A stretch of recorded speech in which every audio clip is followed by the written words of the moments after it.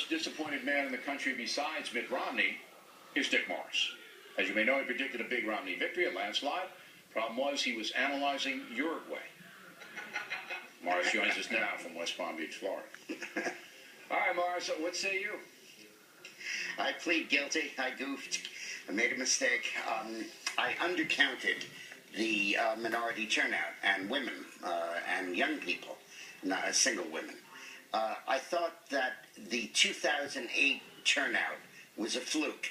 I think on your program many times I said that if the turnout is what it is in 08, then the polls are accurate and Obama's going to win. But they're not. And I said you need to average 04, 06, 08, and 10 and take the average so that you get rid of the outlier. Well, it turned out not to be an outlier. It turned out to be a trend. Just apologize and shut The up. average said that 11% of the vote was black. In fact, it was 13. The average said 8% Latino. In fact, it was 10. The average said 17% under 30. In fact, it was 19. The average said 16%. There was a lot of numbers, but he's not apologizing. When you take those He was together, making all this every week. He was just with a making 6 this to 8 point move outrageous in the predictions. demographics, most of which went to Obama. He should shine on Nate Silver's shoes. That's what I Obama would believe. lose by 5 points. Romney would win by 5. And in fact, Obama won by 1. That's a 6-point move, and that's because I got the demographics 8 points wrong. Okay. The permanent conclusion here is that, as Sabato said, America has changed.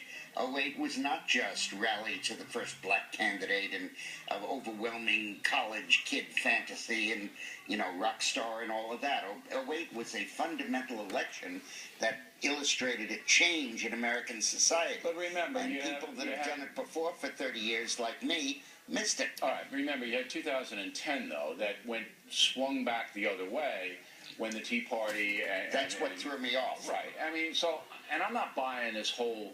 I know we're in a different country, and I know secular progressivism, because of the public school education system and a lot of things, have taken strong root. But as I said, if the economy doesn't improve, 2 years from now, the Democrats are going to get whacked. And it doesn't matter how many single women are running around, they're going to get killed. I got something really scary for you, which sets it in a very interesting context. 13% of the vote was black. Obama carried it 12-1. 10% was Latino. Obama carried it 7-3. 19% of the vote was under 30. Obama carried it 12-7. 18% of the vote was single white women. Obama carried it 12-6. Now, some of those overlap. But based on demographics, before they walked into the polling place, before they had a decision to make, Obama carried those groups by 43-17. That means out of the entire remaining 40% of the country, he needed to get 15% of the vote to win. Now, it's not quite so bad because a lot of the single women are black and a lot of the young people are Latino and so on. But anyway, you could basically say that it was about 35 to about 12 of people whose votes were decided for them by their ethnicity, their age, or their gender, or their condition of marriage. I'm understanding that, but if those people are going to age out, they're going to... Wait. I don't mean that they're bossed and they're told what to do. What I mean is their perspective is a very different one.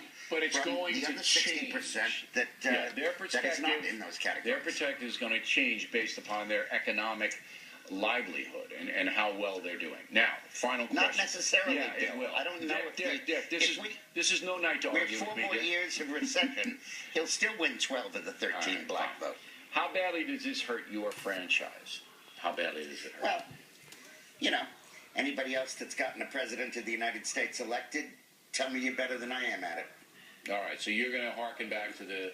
As far as I'm concerned, I live in a world with Axelrod and Rove and Cadell and Cargill, because we're the only ones that have done it. All right. So Dick Morris is standing there and taking the heat.